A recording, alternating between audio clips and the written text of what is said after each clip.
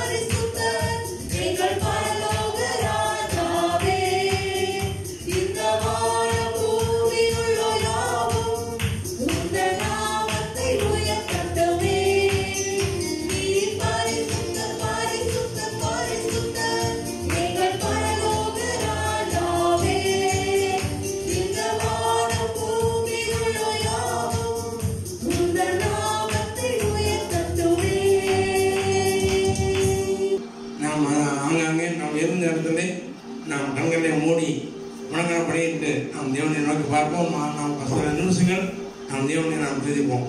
கர்த்தர் நல்லவர், பரிசுத்தம் உள்ள தேவன், பரிசுத்தம் உள்ள தேவன், கேள்விகள் சிறவின் மத்தியிலே வாசம் செய்கிற தேவன். ஹல்லேலூயா, ஹல்லேலூயா, ஹல்லேலூயா, ஹல்லேலூயா, ஹல்லேலூயா. கேள்வின் மத்தியிலே வாசமா இருக்கிறவரே, சிறவின் மத்தியிலே வாசமா இருக்கிறவரே, ஓய்வின்றி ஓயாமல் பரிசுத்தர் பரிசுத்தர் பரிசுத்தர் என்று தூதர் செல்கிறாரே போற்றி போடக்கூடிய துதிகளின் மத்தியிலே வாசம் செய்கிறவரே துதிக்கிறோம். ஸ்தோத்திரிக்கிற கர்த்தாவே, நீ நல்லவர், நீ நல்லவர் அப்பா, நீ சர்வ வல்லமையுள்ள கர்த்தர் ஐயா. ஹல்லேலூயா, ஹல்லேலூயா, ஹல்லேலூயா. நீ சாகாமை உடைய தேவன் ஐயா, நீ சாகாமை உடைய தேவன் ஐயா. நீ மரணத்தை ஜெயித்தவர், பாதாளத்தை ஜெயித்தவர், பிசாசை ஜெயித்தவர் அப்பா. ஹல்லேலூயா. பாவத்தை ஜெயித்தவர், சாவத்தை ஜெயித்தவர், உலகத்தை ஜெயித்தவர், வியாதியை ஜெயித்தவர், தரித்திரத்தை ஜெயித்தவர். இந்த நாளிலே இயேசுராஜா ஸ்தோத்திரத்தாவே, நீ உயிரோடு எழுந்த இந்த நாளிலே நாம் உங்களை ஆராதிக்கிறோம் ஐயா, ஆராதிக்கிறோம் ஐயா. ஹல்லேலூயா, ஹல்லேலூயா, ஹல்லேலூயா. பரலோகத்தில் உம்மை அல்லாஹ் யாருண்டு தேவனே, பூலோகத்தில் உம்மை தவிர வேறொரு விருப்பமில்லை. பரலோகத்தில் உம்மை அல்லாஹ் யாருண்டு தேவனே, பூலோகத்தில் உம்மை தவிர வேறொரு விருப்பமில்லை. எங்கும் உம்மோடு வாழ என்னை உமக்காய் தேர்ந்தெடுத்தீர். எங்கும் உம்மோடு வாழ என்னை உமக்காய் தேர்ந்தெடுத்தீர். படோ நீர் பரிசுத்தர், பரிசுத்தர்.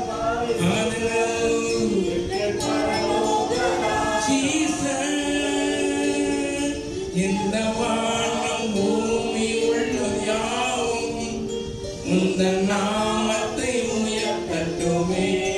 உயர்த்தும் பரிசுத்தர், பரிசுத்தர் இயேசுவே.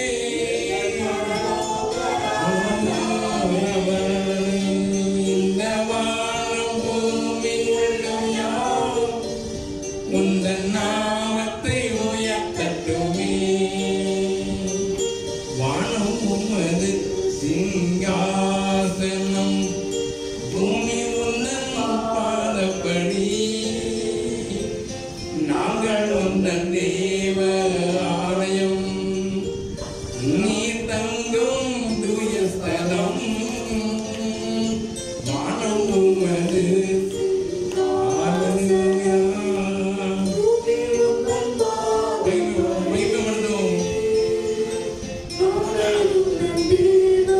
ஆலயம், நீ தங்கும் தூய ஸ்தலம். சகலம் படைத்த தேவா, நீ நித்திய சிருஷ்டிகரே. சகலம் படைத்த தேவா, நீ நித்திய சிருஷ்டிகரே. பரிசுத்தர் நீர், பரிசுத்தர், பரிசுத்தர், பரிசுத்தர். இயேசுவே, இந்த வானம் பூமி உள்ளம் யாவும் நாமத்தை உயர்த்தட்டுமே. தாவே, நீ பரிசுத்தரே துதிக்கிறோம். ஹல்லேலூயா. நம்முடைய தேவன் உங்களையும் என்னையும் தெரிந்தெடுத்த தேவன். ஹல்லேலூயா. உலகத்தில் எத்தனையோ கோடி ஜனங்கள் இருந்தாலும் உங்களையும் என்னையும் அவர் முன்குறித்த தேவன், அழைத்த தேவன், வேறுவித்த தேவன், நமக்கென்றே தெரிந்தெடுத்த தேவன். நாம் மகிமைப்படுத்துவோம், மகிமைப்படுத்துவோம். சோதனம். இந்த ஜனத்தை நான் எனக்கென்றே ஏற்படுத்தினேன், இவர்கள் என் துதியை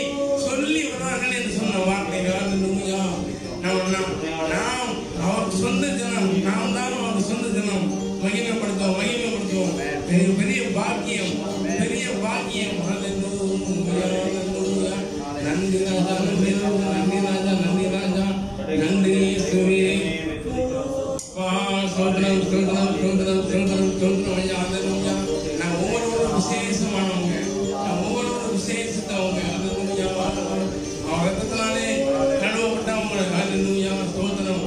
அப்பா பிதாவே கூப்பிடுங்க, தேவனை ஆராதிங்க. பெரிய பாக்கியம்.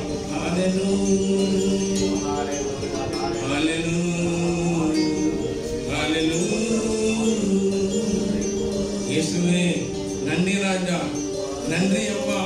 இப்படி விசேஷமாக நீங்க மாட்டினீங்கப்பா. ஸ்தோத்திரம். உங்கள் கரத்திலே நாங்கள் அப்பா விசேஷமானவங்க அப்பா. நாங்கள் வந்து ஸ்பெஷல் பீப்புள் அப்பா. ஹல்லேலூயா, ஹல்லேலூயா, ஹல்லேலூயா. தாமே எதினா இது எதினா நீ என்னோடு வருவதினா எதினா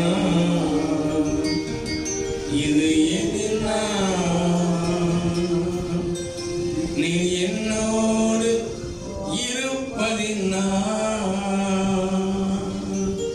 நாம் கர்த்தரை ஸ்தோத்திரம் ஸ்தோத்திரம் ஸ்தோத்திரம். ஹல்லேலூயா. அப்பா அப்பா என் தேவனே அப்பா, காலங்கள் மாறினாலும் சூழ்நிலை மாறினாலும் எப்பவும் என் கூடவே இருக்கீங்களாப்பா. அது விசேஷித்த பாக்கியம் ஐயா. நன்றி ராஜா. தேவா நான் விசேஷித்தவன் ராஜா, நான் அதை தினம் யோசிப்பவன். தேவா நான் விசேஷித்தவன் ராஜா, நான் அதை தினம் யோசிப்பவன். எதினா இது எதினா என்னோடு வருவதினா எதினா இது எதினா என்னோடு இருப்பதினா. பாடுவோம் தேவா நாம் எதினா விசேஷித்தவன்.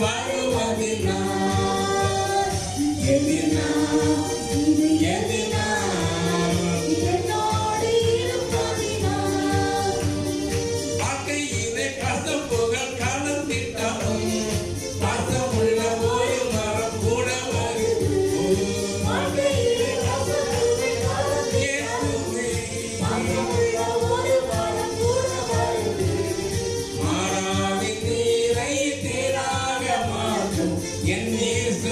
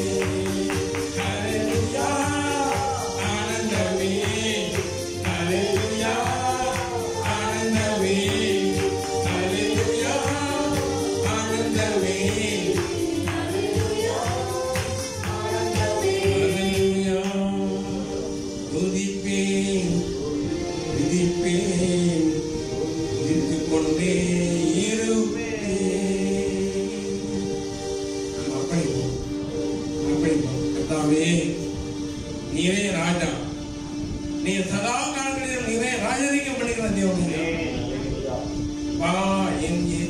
என் மேலே உங்க ஆளுகை இருப்பதாக என்ன அர்ப்பணிக்க கர்த்தாவே, என் மேல உங்க ஆளுகை இருக்கட்டும், என் குடும்பத்தில் உங்க ஆளுகை இருக்கட்டும். ஸ்தோத்திரம் அப்பா. அப்பா எங்க சபையில உங்க ஆளுகை இருக்கட்டும், உங்க ராஜரிகம் அப்பா என்னென்னைக்கும் நிலையான ராஜ்யம் அப்பா. நீரே ராஜா, இயேசுவே ராஜா. அர்ப்பணிக்கிறோம் அப்பா, அர்ப்பணிக்கிறோம் அப்பா.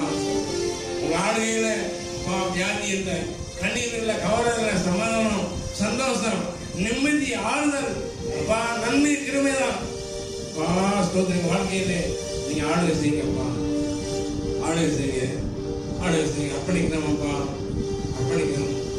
நடத்துங்க எல்லா சூழ்நிலையிலும் அப்பா. நடத்துவதற்கு நீ எங்களுக்கு போதுமான தேவனையா, நீ எங்களுக்கு போதுமானவரையா அப்பா. கொரோனா நாட்களிலும் அப்பா இதை விட கொடிய காலங்கள் வந்தாலும் எங்களை வழி நடத்துவதற்கு நீ எங்களுக்கு போதுமான தேவனை. வாழ்த்துகிறோம், அர்ப்பணிக்கிறோம், மகிமை பண்ணுங்க. இயேசு கிறிஸ்துவின் மூலம் அர்ப்பணிக்கிறோம். ஜீவன் உள்ளதாக சோதரம் சோதரம் யாரும் சோதரம் சோதரம் சோதரம் சோதரம் சோதரம் சோதரம் சோதரம் சோதரம் சோதரம். ஹல்லேலூயா, ஹல்லேலூயா, ஹல்லேலூயா. சபை குடும்பங்களிலே, குற்றார் குடும்பத்திலே, நாட்களிலே, இந்த வாரத்திலே, ஹல்லேலூயா, அந்த மாசத்திலே பிறந்த நாளை காணுகிற, திருநாளை காணுகிற ஒவ்வொரு பிள்ளைகளுக்காக ஹல்லேலூயா செய்வோம். சோதரம் சோதரம்.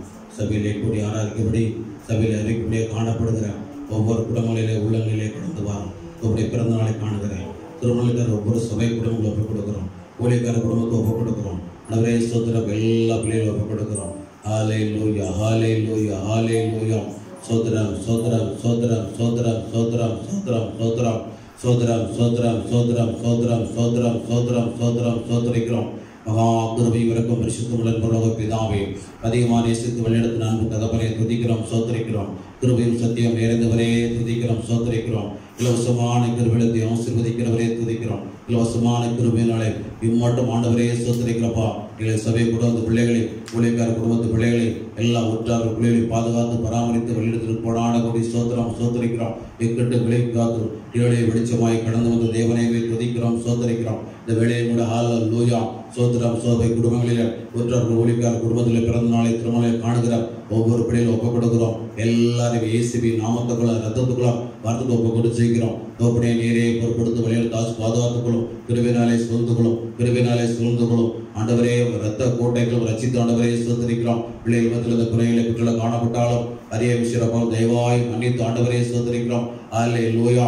ஆலை பிறந்தநாள் கொடரை சூத்திரம் ஆலை திருமண நாளை கூட ஒவ்வொருடைய ஆசீர்வதிப்பீராக. அப்படி பரிசுத்தக்கார வல்லமை விழுந்துட்டு ஆசீர்வதிக்க ஆண்டவரே சோதரிக்கிறோம். சகல காரியத்திலும் ஆண்டவரே சோதரிக்கிறோம். ஆலை பூமிக்கிற காரியத்தில் ஆலை சோதிக்கிறோம். சோத்திரம் சோத்திரம் சோத்திரம்.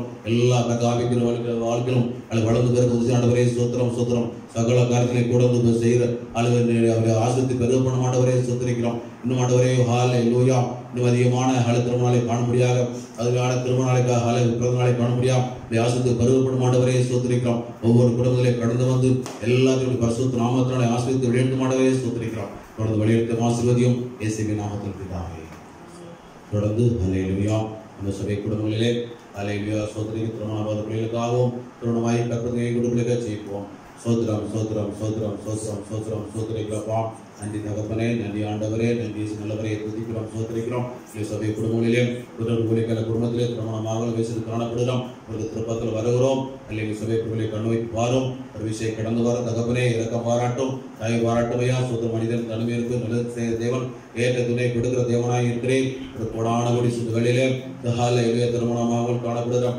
ஒவ்வொரு திருப்பத்தில் ஒரு ஏற்ற வேளையிலே ஏற்ற துணை கொடுத்த ஆசீர்வதியும் கடைகளை நீக்கி போடும். நகரே சோத்திர ரட்சிக்கப்பட்ட துணையத்தார் யாரும் அவசரப்பட்டு அணித்திர பிணை கூட விலை காத்து ஏற்ற வேலை இடத்திலே கொடுத்து ஒவ்வொரு வேளையிலும் திருமண ஆசீர்விக்க ஒரு கொடான கொடி சோத்திரம். அதுபோல திருமணமாகி ஆலையிலே வருஷக்கணக்காக விட்டதே என்னை குழந்தை பயிர தவிக்கிறோம். ஒவ்வொருவர்களும் இறங்கும் ஆண்டவரை சோத்திரம் சோதனைகள் இறங்கி கற்பத்திலே தாரும். அடைப்பட்ட கற்பனை திறக்கப்படட்டும். மலர்த்தம் இயேசுவி நாமத்தில் நீங்கட்டும். எல்லா தடைகளையும் மாற்றி ஆண்டவரை சோதரிக்கிறோம். ஏற்ற வழியில சரீர கருத்து நீங்கி போட்டும். ஏற்ற வழியை கொடுக்கப்பெற கற்பத்துக்கு அடைக்கப்பெற கூடானபடி சோத்திரம் சோத்திரம் சோதரிக்கிறோம். தகப்பனை கொடுத்த கற்பத்தை சுமந்து கொண்டும் பிரசல் காத்திருக்கிற ஒவ்வொரு ஆசுவத சோபத்தை தேடுகிறார். தாயை பிரித்திற்கு உதவியும் இடைப்பட்ட நாட்களில் இந்த வழிகளில் வேதனை காப்பாடி பாதுகாத்தும் ரத்த கோட்டைகளை மறைத்து நல்ல பிரசல் கொடுத்து ஆசுவதியும் அதில் கூடானபடி சோத்திரம் வழியெடுத்தும் ஆசீர்வதியும் இயேசுவின் நாமத்தில் பிதாவே.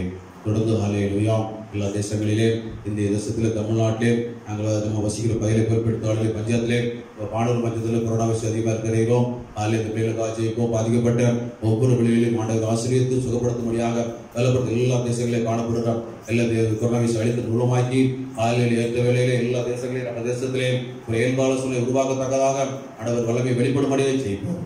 சோத்திரம் சோத்திரம் சோத்திரம் சோத்திரம் சோத்திரம். நன்றி தகப்பனே, நன்றி ஆண்டவரே, நல்லவரே துதிக்கிறோம் சோதரிக்கிறோம். பரமகித்தரே நோக்கி பார்க்கிறோம்.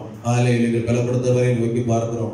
ஆலை லூயா சோதர சுகப்படுத்துவரை பார்த்துக்கிறோம். சோதர துக்கங்களை சுமந்தவரை துதிக்கிறோம் சோதரிக்கிறோம். இல்லை பாடுகளை ஏற்றுக்கொண்டவரே துதிக்கிறோம் சோதரிக்கிறோம். எங்களுக்காக பரிதவிக்கிறவரே துதிக்கிறோம் சோதரிக்கிறோம். உன் பலவீனத்திலே என் பலன் பூரணமாக சொன்ன தேவனை தூரத்தில் கடந்து வாரம். இந்த வழியில் ஆண்டவரை துதிக்கிற எல்லா தேசங்களிலும் இந்திய தேசத்திலே தமிழ்நாட்டிலே நாங்கள் வசிக்கிற ஆள் தூத்துக்குடி மாவட்டத்தில் ஆண்டவரே சோதரி குறிப்பிட்ட ஆளிலே ஆண்டவர் கிராமத்திலே கொரோனா வைரஸில் பாதிக்கப்பட்டு அதில் மருத்துவமனை வீட்டிற்கு ஒவ்வொருவரையும் திருக்கத்தில் ஒப்பப்படுகிறோம். எல்லாரும் ஏசிபி நாமத்துக்குள்ளாகும். ஏசிபி நாம இயேசுவாம் வல்லமுள்ள ரத்தத்துக்குள்ளாகும். வல்லமுள்ள வாழ்த்து ஒப்புக்கொடு செய்கிறோம். தோப்பனையை நீரை பொறுப்படுத்தி வழியெடுத்து ஆசு பாதுகாத்துக்கொள்ளும். பிரிவினாலை சூழ்ந்துகளும் பிரிவினாலை சூழ்ந்துகளும் ஆண்டவரே ரத்த கோட்டைகள் மறைத்து ரசித்து வெளியில் குறைகளை பெற்றோர் காணப்படும். தயவாய் மன்னித்து மன்னிக்க தயவருத்தவரே மணிமையா இறக்கத்தில் ஈஸ்வர தேவனே நீ மணிமையா இப்படி கோம ஒரு நிமிஷப்பா இப்படி கிருபை நித்தமையா நான் விசுவாசிக்க தகப்பனே யா தயவாய் மன்னித்து ஆண்டவரே ஏற்ற வெளியில் இந்த கொள்ளை நோயும் இந்த கொடிய நோய் கொரோனா வைரஸ் அழித்து மூலமாக்கி ஆண்டவரே சோதரிக்கிறோம். எல்லா தேசங்களிலும் எங்க தேசங்களிலும் ஆண்டவரே சோதரிக்கிறோம். ஆலையிலே வசிக்கிற பயிலே ஒரு ஏழ்மாசில் உருவ கிருபை செய்து எல்லா மக்கள் ஆண்டவரே சுகமாய் சுத்தி வாழ கிருபை செய்வீராக. தேசிய சுகமெடுத்து வரலாம் இறக்கட்டமையா. எல்லா கொடிய நோய்கள் கொள்ளை நோய்கள் கொரோனா வைரஸ் நோய்கள் இயேசுவின் நாமத்தினாலே நசரேத்து இயேசு நாமத்தில் நிர்மூலமாகட்டும் ஆண்டவரே சோதரிக்கிறோம். நிர்மூலமாக்கி எல்லாத்தையும் அழித்து நிர்மூலமாக்கி எல்லாமே சுகத்தோடு பலத்தில் காத்துக்கொண்டு ஜீவனை பாதுகாக்கிற கோடான கொடி சோத்திரம் வழியில் ஆசீர்வதியும் சோத்திரம். சோதர வரும் நாட்களிலே நாங்கள் ஆண்டவரே சுதந்திரமான மாசத்தில் கடந்து வந்திருக்கிறோம். ஒப்பனை வரும் நாட்களிலே அதை சுதந்திர கொண்டாட இருக்கிறாங்க. ஆண்டவரே சுதந்திர தடையாடி கொண்டாட கிருபை செய்யும். அதுபோல தோப்பனவரே தேசத்தை பாதுகாத்துக் கொள்ளும். தேசத்தை எல்லா அழிவிலிருந்து மீட்டுக் கொள்ளும். தேசத்திலே ஆலை சமானம் உண்டாகட்டும். ஒற்றுமை சுதந்திர மாசத்திலே சமன் ஒற்றுமை இல்லாட்டும். அன்பை உண்டாகட்டும். ஆண்டவரே குழப்பங்கள் குளறுபடி நீங்கட்டும். ஆண்டவரே சோதரிக்கிறப்பா பிரிவி நாவில் அழியட்டுமே சோதரிக்கிறோம். மக்களை பிரித்தார் சித்தைகள் எல்லா தேசத்தை அகன்வை கிருபை செய்து சமானத்தை இடைப்பட்டு ஆண்டவரே சோதரிக்கிறோம். சுதந்திரமானது மாசத்திலே தகப்பனே எல்லா மக்களையும் சுதந்திரமே வாழத்தக்கதா ஆசீர்வதியும். தேவ குறை பரிசுத்த நாளை தேசத்திலே காணப்படட்டும். முக்கியமாக தகப்பனே தேவ ராஜ்யம் இந்த தேசத்திலே கட்டப்பட கிருபை செய்து ஆளை கடந்து கொண்டுமையாம் ராஜரிகம் பண்ணும் ஆசீர்வதியும் இயேசுவின் நாமத்தில் பிதாவே ஆமென். கர்த்தர் நாமம் மகிமைப்படட்டும்.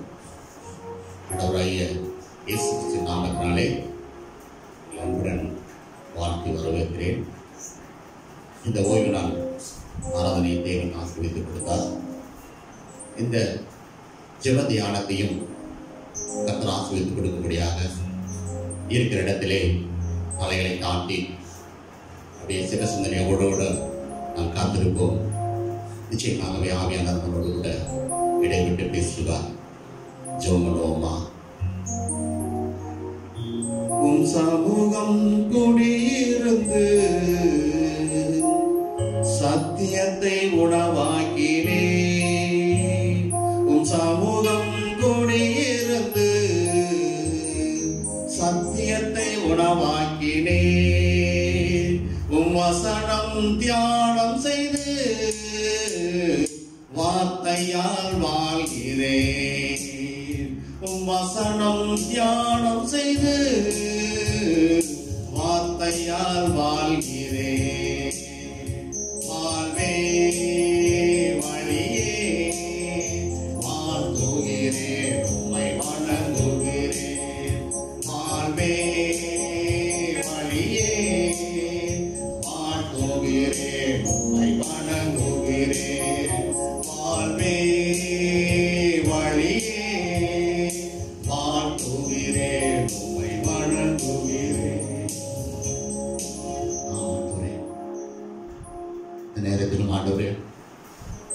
அக்கடமிக்கு விளங்கார். ஆண்டவரே, நீர் பேசும் அப்பா. எங்கள் செவிகளை நாங்கள் திறந்து வைத்திருக்கிறோம். நீர் இடைப்படும் அப்பா. நாங்கள் தகுதியுள்ள பாத்திரங்கள் அல்ல, ஆனாலும் எங்களை நீ நிரப்பும் அப்பா. இந்த வார்த்தை அநேகருக்கு பிரச்சனமாகவும் அநேகரை சீர்கொண்டவும் ஆண்டவரே எல்லா காரியத்திலும் சரியாகவும் கர்த்தர் உதவி செய்யும் அப்பா. கருத்துல ஒப்பு கெடுக்கிறேன். அடிமையை தாழ்த்துகிறேன்ப்பா. நீர் மறைத்துக் கொள்ளும் ஆண்டவரே, நீர் மறைத்துக் கொள்ளும் ஆண்டவரே. இருக்கிற இடத்திலே ஆண்டவரே இந்த தேவ செய்தியை கேட்கிற அனைவர் மத்தியிலும் ஆண்டவரே நீர் இடைவிடும்படியாக பேசும்படியாக ஒரு சமத்துல ஒப்பு கொடுக்கிறோம் அப்பா. நீரை ஆசீர்வதி வழிநடத்தும் அப்பா. திருக்கரத்தில் அர்ப்பணிக்கிறோம். எல்லாவற்றையும் நீரை பொருட்படுத்திக் கொள்ளும். இயேசு கிறிஸ்து நாமத்தினால ஜெபிக்கிறோம். ஜீவன் வரும் நல்ல தகப்பனே. இதனால் தியானத்திற்கு நாம் சில காரியங்களை முன்னுரையாக வைத்துவிட்டு பின்பதாக வார்த்தைகளாக கடந்து செல்லலாம் என்று சொல்லி நான் வாஞ்சிக்கிறேன். இந்த முதல் தேதியிலே ஒரு நல்ல சந்தர்ப்பத்தை தேவன் கொடுத்திருக்கிறார். இந்த மாதத்திலே கர்த்தர் நம்மளை நிறைவே ஆசீர்வதிப்பார் என்று சொல்லி நான் விசுவாசிக்கிறேன். இந்த நாளிலும் சமாதானத்தை குறித்தான வார்த்தையிலே பேசலாம் என்று சொல்லி நான் வாஞ்சிக்கிறேன். சமாதானம் யாருக்கு என்கிறதான தலைப்பை முன்வைத்து பேசலாம் என்று சொல்லி வாஞ்சிக்கிறேன். ஏனென்று சொன்னால் நாம் வேதத்தில் அநேக வசனங்களை வாசிக்கின்றோம். ஆனால் இயேசு கிறிஸ்து நமக்கு சில அநேக வாக்குத்தங்களை கொடுத்திருக்கிறார். என்னுடைய சமாதானத்தை உங்களுக்கு வைத்து போகிறேன் என்று சொல்லி இருக்கிறார். உலகம் தரக்கூடாத சமாதானத்தை நான் உங்களுக்கு தருகிறேன் என்று சொல்கிறார். உங்கள் இதயம் கலங்காதிருப்பதாக என்று சொல்லி வாக்குத்தத்தம் பண்ணியிருக்கிறார். நீங்க திகையாகவே கலங்காதே, நான் உன்னுடனே இருக்கிறேன் என்று சொல்லி வாக்குத்தத்தங்களை பண்ணியிருக்கிறார். இப்படியெல்லாம் பலவித வாக்குத்தத்தங்களை பண்ணி இருந்தும் நம்மளுக்கு அவர்கள் வேதத்திலிருந்து நம்மளுக்கு தைரியங்களை கொடுத்திருந்தும் ஆனால் நாம் பல இடங்களிலே சமாதானத்தை இழந்து போய் இருப்பதை நாம் பார்க்கின்றோம். அது மாத்திரமல்ல, அநேக ஆவிக்குரிய குடும்பங்களிலும் சமாதானம் இல்லாத வாழ்க்கையை நாம் பார்க்கின்றோம். இந்த நாட்களிலே அப்படிப்பட்டதான இருக்கிற அந்த சூழ்நிலையை நாம் எப்படி மாற்றிக்கொள்வது என்பதை குறித்து சற்று வேதத்திலிருந்து நம்ம ஆராய்ந்தோம் சொன்னால், இந்த இருண்ட நாட்களிலே அடைபட்ட நாட்களிலே நம்முடைய வாழ்க்கையை சீர்கெடுத்துக் கொண்டதுக்கான இந்த உலக சூழ்நிலையிலிருந்து நாம் தப்பித்துக் கொள்ள முடியும் என்பதை நாம் சற்று ஆராய முடியும். முதலாவது ஒரு வசனத்தை உங்களுக்கு ஆதாரமாக வைக்கிறேன். ஒரு வசனத்தை வாசிக்கலாம். கொலோசியர்ல நிருபம் 3வது அதிகாரம் 12வது வசனத்தை வாசிக்கலாம்.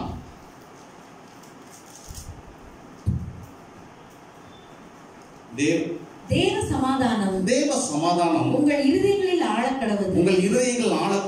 இதற்கென்றே நீங்கள் ஒரே சரீரமாக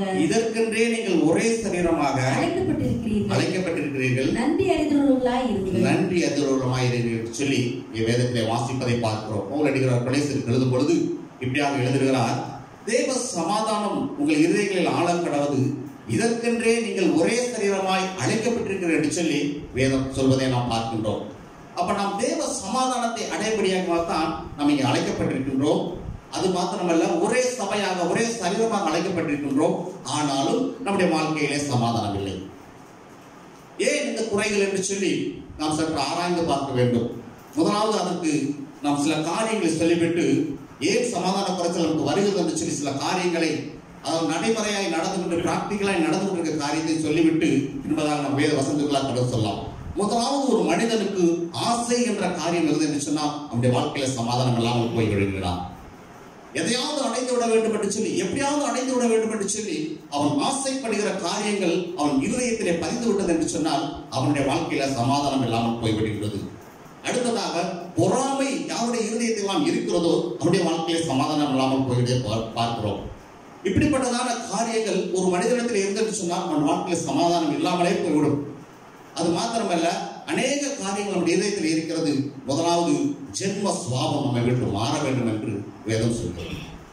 இந்த 3 காரியங்கள் ஒரு மனிதனிடத்தில் நிகழ்ந்து விட்டது என்று சொன்னால் அதுக்கப்புறம் நம்முடைய வாழ்க்கை சமாதானமாக இருக்கும்.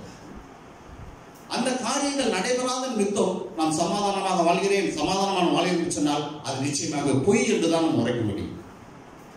சமாதானம் என்பது அது தேவன் கொடுக்கிறதான ஒரு காரியம். சமாதானம் என்பது நமக்கு பரத்திலிருந்து வருகிறதான ஒரு காரியம். இவை எல்லாம் நான் சமாதானமா இருக்கிறேன், சந்தோஷமா இருக்கிறேன் என்று சொல்லி நாம் பறைசாற்றிக் கொள்ளலாம். ஆனால் அவை எல்லாம் உண்மை அல்ல, பொய். நிச்சயமாக நாம் கேட்க முடியும், எல்லோரும் சமாதானமாய் சந்தோஷமா இருக்கிறோமா என்று சொல்லி. எல்லாருடைய வாழ்க்கையிலையும் சமாதான குறைச்சல் உண்டு.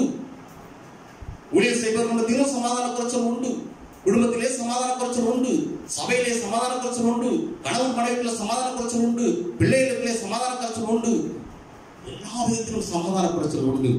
இவைகளுக்கெல்லாம் காரணம் நம்முடைய வாழ்க்கையிலே ஜென்ம சுவாபம் மாறாத நிமித்தமாகத்தான் இவ்வித காரியம் நம்முடைய வாழ்க்கையில சமைத்துக் கொண்டிருக்கிறது. இந்த சமாதானம் எப்படி கிடைக்கும்? இதுதான் நமக்கு நேரம். இந்த சமாதானம் நம்முடைய வாழ்க்கையில எப்படி கிடைக்கும்? இந்த சமாதானத்தை எப்படி பெற்றுக்கொள்வது? சும்மா உலகத்துக்குள்ள அப்படியே போய் எல்லாத்தையும் சமாதானத்தை காசு கொடுத்து விலைக்கு வாங்கிடலாம் அப்படின்னு சொல்லி நாம் நினைக்கிறோம். ஒரு காலத்திலும் சமாதானத்தை நாம் விலை கொடுத்து வாங்க முடியாது. தேவன் பரத்திலிருந்து கொடுக்காமல் ஒரு நாளும் நம் சமாதானத்தை நாம் வாங்கிக் கொள்ள முடியாது. காசு இருந்தால் சமாதானமாக இருந்து விடலாம் என்று சொல்லி நாம் நினைக்கின்றோம். அது ஒருபோதும் சமாதானத்தை கொடுக்காது. பண ஆசை எல்லா தீமைக்கும் வேறு என்று சொல்லி வேதம் சொல்கிறது. உழுது உழுது நம்ம சம்பாத்தியம் பண்ணாலும், ஓடி ஓடி சம்பாத்தியம் பண்ணாலும் ஒரு காலமும் அது நமக்கு சமாதானத்தை கொடுக்காது. சமாதானத்தை கொடுக்கிறதான சில காரியங்கள், ஆவிக்குரிய காரியங்கள் வேதத்தில் எழுதப்பட்டிருக்கின்றது. அந்த காரியங்களை நாம் தியானிக்க என்று சொன்னால் நிச்சயமாகவே நாம் சமாதானத்தை பெற்றுக்கொள்ள முடியும். விசேஷமாய் உலகத்தால் சமாதானமாய் இருக்கிறான்னு சொல்லி நாம் நினைக்கலாம். ஐஸ்வர்யவான் சமாதானத்தோடு இருக்கலாம் நினைக்கலாம். பிரசங்கிலே சொல்லப்பட்டிருக்கிறது, எல்லாம் மாயை மாயை மாயை மாயை என்று சொல்லி எழுதப்பட்டிருக்கிறது. அவனுக்கும் ஒரு வசனம் இருக்கிறது, அவனுடைய நித்திரை சமாதானமாய் இருக்காது என்று சொல்லி எழுதப்பட்டிருக்கிறது. சமாதானம் எங்கிருந்து கிடைக்கும்? தேவ பிள்ளைகளே, சமாதானம் இல்லாமல் குடும்பங்களிலே பிரிந்து கிடப்பதை நாம் பார்க்கின்றோம். அநேக குடும்பங்கள் பிரிந்து கிடப்பதை பார்க்கின்றோம். இந்த லாக்டவுன் நாட்களிலே கான்பரன்ஸ் மூலமாக அநேக ஜெப கூடுகைகளை கலந்து ஜெபிக்கின்றோம். ஜெபக்குறிப்பு வருவதெல்லாம் என்ன வருகிறது என்று தெரியுமா? என்னுடைய கணவர் குடிகாரராக இருக்கிறார், ஜெபம் பண்ணிக் கொள்ளுங்கள். என்னுடைய பிள்ளைகள் குடும்பத்துக்கு அடங்காமல் போகிறார்கள், ஜெபம் பண்ணிக் கொள்ளுங்கள். சமாதானம் குடும்பத்தில் இருக்கு? இல்லை, சமாதானம் இல்லை. எல்லா இடங்களிலும் சீர்கேடான காரியம். வெளிநாட்டிலிருந்து கூட சில கால்கள் வருகிறது, என் கணவருக்கு ரட்சிக்கப்படவில்லை, என் பிள்ளைகளுடைய பழக்க வழக்கங்கள் சரியில்லை, நண்பர்களுடைய காரியங்கள் சரியில்லாமல் இருக்கிறது, சமாதானம் இல்லை. பெற்ற தாய் தகப்பனுக்கு சமாதானம் இல்லை. பிள்ளைகள் நிமித்தமாக சமாதான கேடுகள், கணவன் நிமித்தமாக சமாதான கேடுகள், மனைவி நிமித்தமாக சமாதான கேடுகள். ஏன் இவைகள் சம்பவித்துக் கொண்டிருக்கிறது? எல்லாம் ஆசை, சின்ன சுவாபம் மாறவில்லை, பொறாமை, ஈகோ, இவைகள் நிமித்தமாகத்தான் சமாதான கேடு வருகிறது என்று சொல்லி நாம் உலகபூர்வமாய் பார்க்க முடியும். அப்படி இருந்தும் ஏன் கிறிஸ்தவ வட்டாரத்திற்கு பிள்ளைகளுக்கு சமாதான கேடு வருகிறது? வேதத்தை வாசிக்கிறார்கள், ஜெபிக்கிறார்கள், ஜெப கூட்டங்களுக்கு கடந்து வருகிறார்கள், வீடுகளிலே ஜெபிக்கிறார்கள், கூட்டங்களிலே கலந்து கொள்கிறார்கள், நல்ல நண்பர்களோடு ஐக்கியம் வைத்துக் கொள்கிறார்கள். இருந்தாலும் சமாதான கேடுதான் எங்கும் நிறைஞ்சிருப்பதை நாம் பார்க்கின்றோம். இந்த நாளிலே நாம் சமாதானத்தை எப்படி பெற்றுக்கொள்வது என்பதை குறித்துத்தான் நாம் சற்று ஆழமாக தியானிக்க போகிறோம். சமாதானம் யாருக்கு முதலாவது கிடைக்கும்? சமாதானம் யாருக்கு கிடைக்கும்? நன்றாக நாம் வாசித்தோம் என்று சொன்னால், வேதத்திலிருந்து அநேக காரியங்களை தியானித்தோம் என்று சொன்னால், முதலாவது வாசிப்போம். சங்கீத புஸ்தகம் 119 165 வசனத்தை நாம் வாசிக்கலாம். சங்கீத புஸ்தகம் 119 165 வசனம். உம்முடைய வேதத்தை நேசிக்கிறவர்களுக்கு, உம்முடைய வேதத்தை நேசிக்கிறவர்களுக்கு மிகுந்த சமாதானம் உண்டு, மிகுந்த சமாதானம் உண்டு, அவர்களுக்கு இடரல் இல்லை, அவர்களுக்கு இடரலே இல்லை என்று சொல்லி பாருங்கள். அப்ப சரியான முறைப்படி வேதத்தை வாசிக்கிறவர்களுக்கு, சரியான முறைப்படி வேதத்தை நேசிக்கிறவர்களுக்கு, சரியான முறைப்படி வேதத்தை தியானிப்பவர்களுக்கு அவருக்கு சமாதானம் உண்டு என்று சொல்லி இந்த சத்திய வேத வசனம் சொல்கிறது. அப்ப கிறிஸ்துவை ஏற்றுக்கொண்டு வாழ்கிறோம் என்று சொல்லி சமாதானம் இல்லாமல் இருக்கிறாங்க என்று சொன்னால் அவருடைய வாழ்க்கையில என்ன குறைபட்டிருக்கிறது? வேத வசனம் குறைபட்டிருக்கிறது சொல்லி இன்னும் குடும்பத்தில சமாதானம் இல்லை, இன்னும் பிள்ளைகளிடத்தில சமாதானம் இல்லை, இன்னும் பொருளாதாரத்திலே குறைவு, இன்னும் ஆசீர்வாதத்திலே குறைவு, எல்லாவற்றிலும் குறைவு, நான் நிறைவில்லாமலே வாழ்கிறேன், என் வாழ்நாளெல்லாம் இப்படித்தானா என்று சொல்லி கஷ்டப்பட்டு இருக்கிறோமா? அழுது கலங்கி கொண்டிருக்கிறோமா? இன்னும் வேதத்தை நாம் சரியாக நேசிக்கவில்லை, வேதத்தை சரியாக தியானிக்கவில்லை, வேதத்தை சரியாக நாம் ருசி பார்க்கவில்லை. அதன் மித்தமாகத்தான் தெய்வ சமாதானம் நம்மளை ஆளவில்லை என்று சொல்லி இது சொல்கிறது. உங்களுடைய வேதத்தை நேசிக்கிறவர்களுக்கு மிகுந்த சமாதானம் உண்டு, கொஞ்சம் இல்லை, மிகுந்த சமாதானம் உண்டு என்று சொல்லி பார்க்கின்றோம். நான் இன்றைக்கு ஆண்டவர் இயேசு கிறிஸ்து ஏற்றுக்கொண்ட நாட்களில் இருந்து வேதத்தை அதிகமாக வாசிப்பது உண்டு. இன்னும் எத்தனையோ முறை பைபிளை வாசித்திருக்கேன், எனக்கு தெரியல எத்தனை முறை நான் வாசித்து கொடுத்துருக்கேன் நினைச்சு. அதான் சங்கீதக்காரன் முதலாவது சங்கீதத்தில் எழுதியிருக்கிறார், இரவும் பகலும் வேதத்திலே தியானமாக இருக்கிற மனுஷன் பாக்கியவான் என்று சொல்லி எழுதியிருக்கிறார்.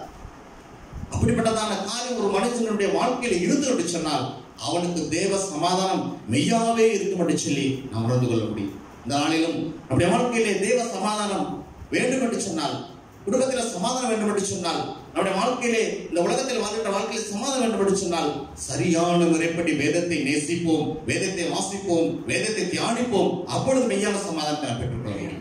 இதிலே குறைபட்டு காணப்பட்டதனாலதான் நமக்கு இன்னும் சமாதானம் இல்லை, சமாதானம் இல்லை, சமாதானம் இல்லை என்று சொல்லி புலம்பி தவிக்கின்றோம். நாளிலும் சீர்படுத்த வேண்டிய காரியம் வேதத்தை சரியாக நேசிக்க வேண்டும் என்பதுதான். அடுத்ததாக ஒரு காரியத்தை நாம் பார்க்க போகிறோம். ஏசாயா தீர்க்கதரிசன புஸ்தகம் 26வது அதிகாரம் 3வது வசனத்தை நாம் வாசிக்கலாம். உம்மை உறுதியாய் பற்றிக் கொண்ட மனதுடையவன், உம்மை உறுதியாய் பற்றிக் கொண்ட மனதை உடையவன், உம்மையே நம்பியிருக்கிறபடி ஆண்டவரையே நம்பி இருப்பதால் நீர் அவனை பூரண சமாதானத்துடன் காத்துக் கொள்வீர். என்ன பண்ணுகிறாரா? பூரண சமாதானத்துடன். கொஞ்சம் சமாதானம் விலகான கொடுத்துட்டு விடுறவர் அல்ல. அப்ப வாழ்நாளெல்லாம் நீ என்னைக்கு ஆண்டவராய் இயேசு கிறிஸ்துவை சொந்த ரட்சகராய் ஏற்றுக்கொண்டாயோ அந்த நாளில் இருந்து அவரே தஞ்சம் என்று சொல்லி, அவரே என்னை நடத்துவார் என்று சொல்லி, அவரே எல்லாவற்றையும் எனக்கு சரி செய்வார் என்று சொல்லி அவரையே நம்பி இருக்கும் பொழுதுதான் அவருக்கு என்ன செய்தார்? பூரண சமாதானம் கிடைக்கும் என்று சொல்லி நாம் பார்க்கின்றோம். இந்த நாட்களிலே அப்படி நம்புவதை நாம் அநேக காரியங்களை பார்க்க முடியவில்லை. இந்த பக்கம் ஒரு கால், அந்த பக்கம் ஒரு கால் வைத்திருப்பதை அநேக இடங்களில் பார்க்கின்றோம். உறுதியாக இருக்கிறார்கள் கிறிஸ்துக்களாக நாட்கள் பார்ப்பதும் குறி பார்ப்பதும் எல்லாவற்றிலும் நாம் என்ன செய்கிறோம்? இந்த பக்கமும் அந்த பக்கமாக நாம் அலைகிறோம். கர்த்தரையே தெய்வமாய் கொண்டு கர்த்தரையே நம்பி இருக்கிறவனுக்கு பூரண சமாதானத்தை அவர் கொடுக்கிறார். எந்த சூழ்நிலையாக இருந்தாலும் சரி அவரை மாத்திரம் நம்புவோம். உயர்வானாலும் தாழ்வானாலும் குறைவானாலும் நிறைவானாலும் சரி எல்லா நிலையிலும் அவரையே நம்பி வாழ்வோம். அவரையே பற்றிக் கொள்ளும், அவரையே உறுதியாக பிடித்துக் கொண்டு சொன்னால் அவர் என்ன செய்கிறாராம்? பூரண சமாதானத்தை கொடுக்கிறவராய் இருக்கிறார். கர்த்தரையே நம்புகிறவன் மாத்திரம்தான் செழிப்பான் என்று சொல்லி வேதம் சொல்கிறது. அப்படிப்பட்டதான நம்பிக்கை நமக்குள்ள இருக்கிறதா? நாட்களில் சமாதானம் இல்லை, இந்த வாழ்க்கையில பூரண சமாதானம் இல்லை, எத்தனை நாள் சம்பாத்தியம் சமாதானம் இல்லை, எல்லா நேரங்களும் பிரச்சனை என்று சொல்லி புலம்பி தவிக்கின்றோம். பூரண சமாதான வாழ்க்கையில் என்று சொல்லி புலம்பி தவிக்கின்றோம். ஏன் இந்த சமாதானம் அப்படி இருக்கிறது? ஏன் எனக்கு பூரண சமாதானம் கிடைக்கவில்லை? நம்முடைய வாழ்க்கையிலே நம்பிக்கை யார் மேல் வைத்திருக்கின்றோம்? உறுதியான நம்பிக்கை யார் மேல் வைத்திருக்கின்றோம்? தேவன் மேல் வைத்திருக்கின்றோமா? இன்னும் பழைய வாழ்க்கையிலே வாழ்ந்து கொண்டிருக்கின்றோம். அதுதான் முதலாவது சொன்ன ஜென்ம சுவாபம் நமக்குள்ள கிறிஸ்து என்னைக்கு நமக்குள்ள வந்தாரோ அன்னைக்கு நம்முடைய சுவாபங்கள் மாற வேண்டும், விக்கிராராதனை சுவாபங்கள் மாற வேண்டும். எல்லா விதத்தினுடைய மாற்றம் வரும்பொழுதுதான் நமக்கு என்ன செய்யலாம்? பூரண சமாதானம். மாற்றம் என்பது கிறிஸ்துவையே தெய்வமாய் ஏற்றுக்கொண்டு நடக்கிறதான அந்த வாழ்க்கை, கர்த்தரையே தெய்வமாய் ஏற்றுக்கொண்டு நடக்கிறதான வாழ்க்கை. இந்த வாழ்க்கையிலே நாம் குறைபட்டோம் என்று சொன்னால் நம்முடைய வாழ்க்கை பூரண சமாதானம் இல்லாமல் சீர்கெட்ட வாழ்க்கையாக தான் இருக்கும். இந்த நாட்களிலும் இந்த தேவ செய்தியை கேட்டுக்கொண்டிருக்கிறதான பிள்ளைகள் எவ்விதமான வாழ்க்கை வாழ்ந்து கொண்டிருக்கும் என்று சொல்லி சற்று நம்மை ஆராய்ந்து பார்க்க வேண்டும். கர்த்தரையே நம்பி செய்கின்ற வாழ்க்கை நமக்குள்ளாக இருக்கின்றதா? தேவனை மாத்திரம் பற்றி செய்கின்ற வாழ்க்கை நமக்குள்ள இருக்கிறதா? 118ஆம் சங்கீதத்திலே மைய வசனம் சொல்வது வாசிக்கலாம். இதுதான் வேதத்தின் மைய வசனம். எல்லா வசனங்களையும் கூட்டி கழிச்சு பார்த்தோம் என்று சொன்னால் வேதத்தில் வருகிற மைய வசனம் வாசிக்கலாம். மனுஷனை நம்புவதை பார்க்கிலும் கர்த்தர் பேரில் பற்றுதலாய் இருப்பதே நலம். பிரபுக்களை நம்புவதை பார்க்கிலும் கர்த்தர் பேரில் பற்றுதலாய் இருப்பதே நலம் என்று சொல்லி வேதத்தில் மைய வசனம் சொல்லுது. இன்னைக்கு நாம் யார் மேல் பற்றுதலாக இருக்கிறோம்? யார் மேல் நம்பிக்கையா இருக்கிறோம்? பணத்தின் மேல் நம்பிக்கை வைக்கிறோம், உயர் அதிகாரி மேல நம்பிக்கை வைக்கிறோம். ஏதாவது ஒரு காரியம் ஆகிட்டு சொன்னால் அவரை பிடித்துக் கொண்டால் நம்ம காரியம் ஆகிவிடும் சொல்லி அவர் மேல் நம்பிக்கை வைக்கின்றோம். இவை எல்லாம் தேவனுக்கு பிரியமில்லாத காரியம். இப்படிப்பட்டதான காரியத்தை செய்து நானும் பூரண சமாதானத்தில் வாழ்கிறோம் அப்படின்னு சொன்னால் அது போய். பூரண சமாதானம் எப்பொழுது வரும் சொன்னால் கர்த்தரையே உறுதியாக பற்றி கொண்டிருக்கவனுக்கு தான் பூரண சமாதானம். நம்முடைய வாழ்க்கையிலே பூரண சமாதானம் வேண்டும் என்று சொன்னால் அவரையே உறுதியை பற்றி கொண்டு, அவரையே நாம் நம்பி இருந்து, அவரையே தம்முடைய வாழ்க்கையில சுந்தராசராக ஏற்றுக்கொண்டு, எல்லா சூழ்நிலைகளிலும் எல்லா நேரங்களிலும் அவரையே நம்பி வாழ்ந்தோம் என்று சொன்னால் அவர் என்ன செய்கிறாரா?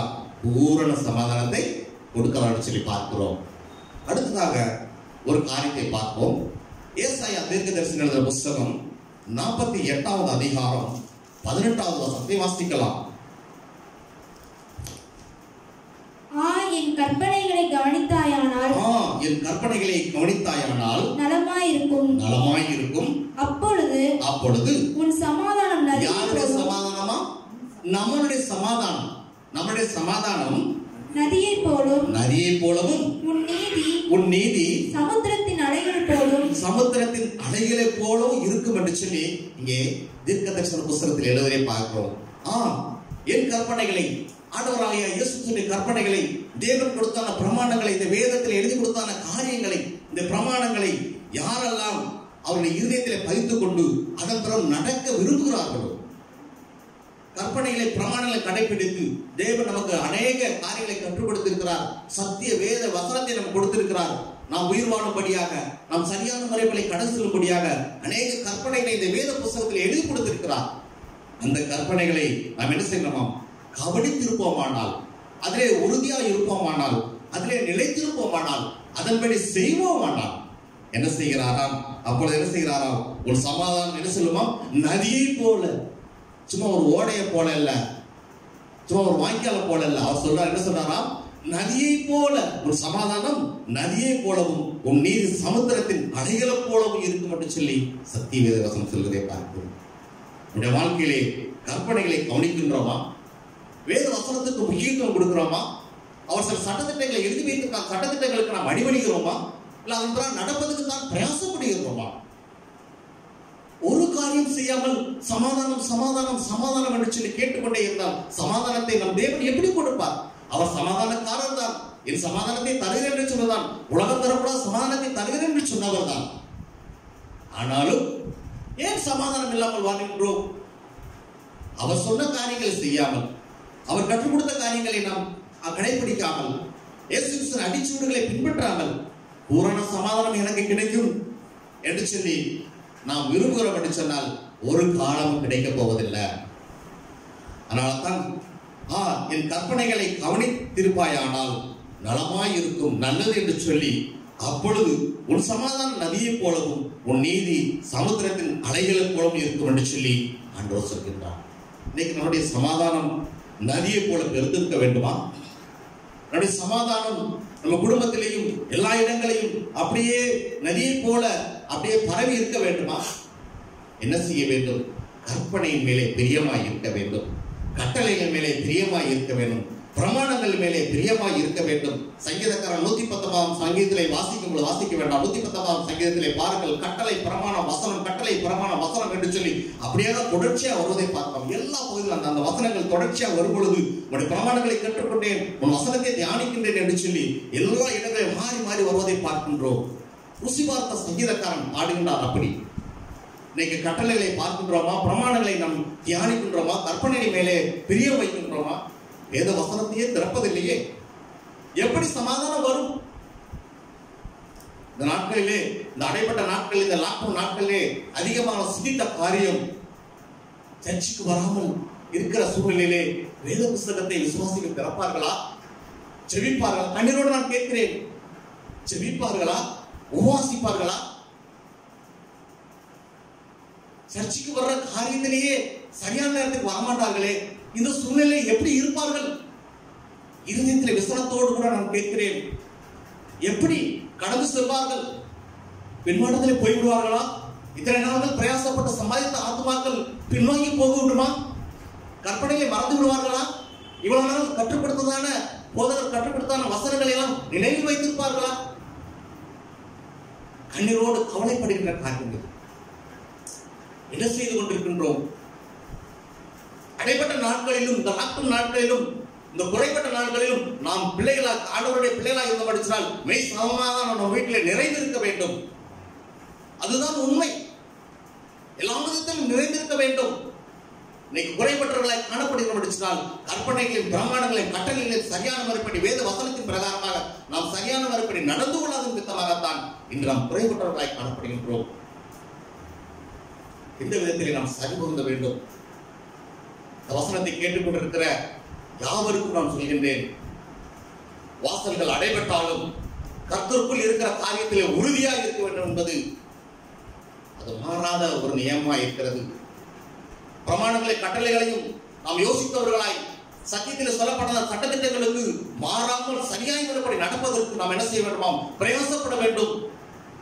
ஒருவர் வரமாட்டாரு, ஜெபிக்க முடியாது, சூழ்நிலை அப்படித்தான். ஒருவரோட முகத்தை பார்க்க முடியாது, ஒருவரை குறித்து ஒரு விசாரிக்க முடியாது.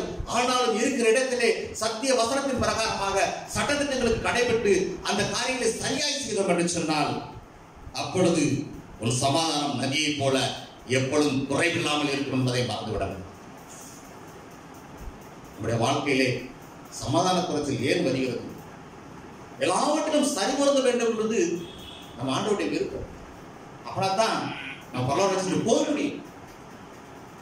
எந்த விதத்திலெல்லாம் நாம் குறைபட்டிருக்கிறோம், இதையெல்லாம் சரியா இல்லை என்பதை நாம் சற்று ஆராய்ந்து பார்த்து நம்முடைய வாழ்க்கையை சீர்படுத்திக் கொள்ள வேண்டியது இந்த அடைபட்ட நாட்களின் ஒரு விதியாய் இருக்கிறது என்பதை மறந்துவிட வேண்டாம். வசனம் கிடைக்காதுதான், வார்த்தைகள் கிடைக்காதுதான், தடைகள் வரத்தான் செய்யும்.